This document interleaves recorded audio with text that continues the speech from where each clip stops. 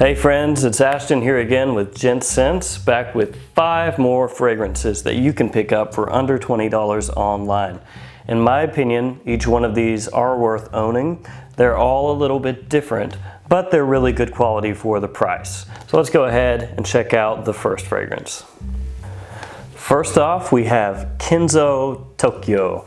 This has green tea, cedar, pink pepper, ginger. It's a really nice, fresh, spicy fragrance. It's going to appeal to a good amount of people, but it smells different enough than most of the designers out there that it's going to set you apart a little bit. And it's probably best spring through fall for daytime wear. More of a casual scent. You could even call it an office scent if you wanted to. After a couple hours though, it does start to sit a little closer to the skin, loses a little bit of that spiciness, but still is a really nice, unique scent.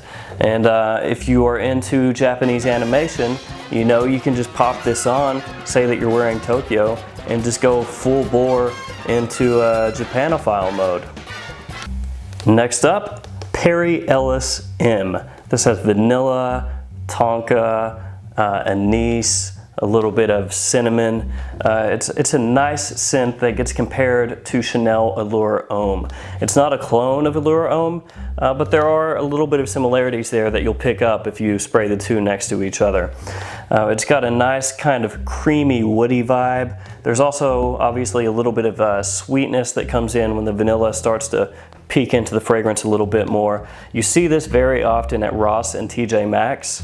You can pick it up online. I have the price here for, I believe, $16 for 100 mils. So it's a really good price. I mean, most Perry Ellis fragrances are on the cheaper side. Some of them you really smell that cheapness, but this isn't one of them. This one's actually pretty nice. Next up, CK1 Shock. This has tobacco, cardamom, amber, patchouli, lavender. It's probably the most well-known, or top 3 of all the CK1 flankers. Some people will compare it to tobacco being soaked in an energy drink, and off the top, that's pretty close to what you're gonna get. There's a really syrupy sweetness for the first 15 minutes or so, and it is syrupy sweet. It might turn some people off. Once that starts to go away and it starts to dry down, you get more of that tobacco coming through with a little bit of warmth, and it turns into actually a very, very nice tobacco scent, especially for the price tag on this one. And this is another one that you can find very often at TJ Maxx, Ross, Marshalls, stores like that. It seems to always be in there. Performance on this one is actually really, really good, which is surprising because most CK1 fragrances have terrible performance, but this one is very good. Best for fall and winter, better for casual wear. Midnight in Paris by Van Cleef & Arpels, the Eau de Toilette. This has leather, tonka, incense. There's also an eau de parfum of this. The eau de parfum is getting really hard to find, but the eau de toilette you can still find cheap. I do believe that both have been discontinued though, so this may start to skyrocket in price, so you may want to pick it up sometime over the next year or so before the price starts to creep up. It might end up like one of those discontinued fragrances that ends up going for over $100. Never know. Bottle on this one is fantastic. This is one of the best bottles that I own in my collection, and this is a super cheapie, so it might just be worth purchasing for the bottle itself. A lot of people will say this smells kind of powdery. There is a little bit of a powdery vibe, but it doesn't turn me off, and it's not something that comes across like an old lady scent in my opinion. Also, some people will compare it to Bulgari Black. They're not a clone of each other, but they both do have kind of that rubbery leather vibe to it, a rubbery leather smell. So there's a small similarity there between those two fragrances. It is a fragrance that sits a little closer to your skin. It's not a projection monster, but it does remind me, kind of with the name, of a fragrance that smells kind of sexy, kind of reminds you of strolling down kind of a romantic city at nighttime. It gives off that kind of vibe to me.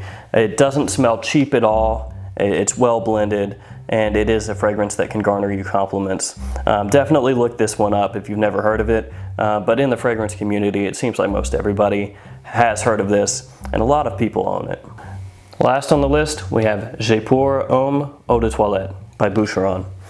This has cinnamon, tonka, cardamom, benzoin, carnation, jasmine.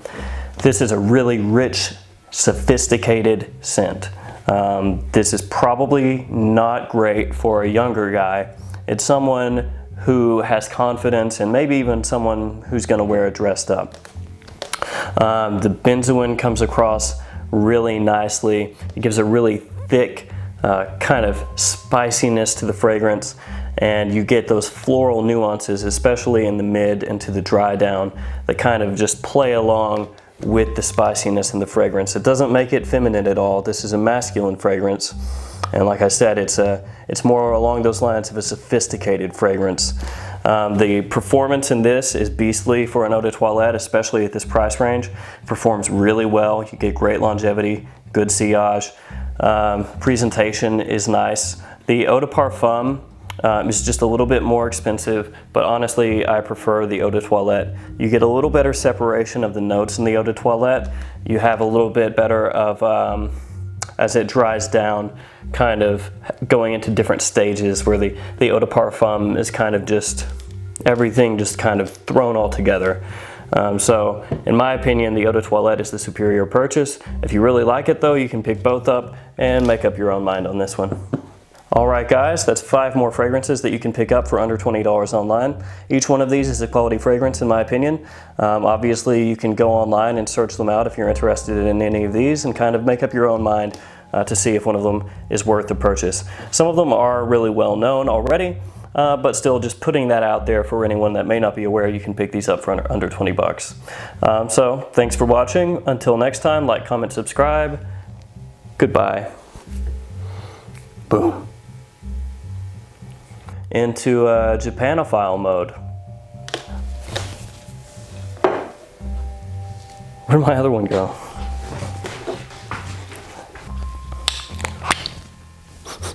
Nice. It's good. Fantastic. What do we have next on this?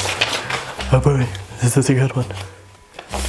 It has cinnamon, tonka.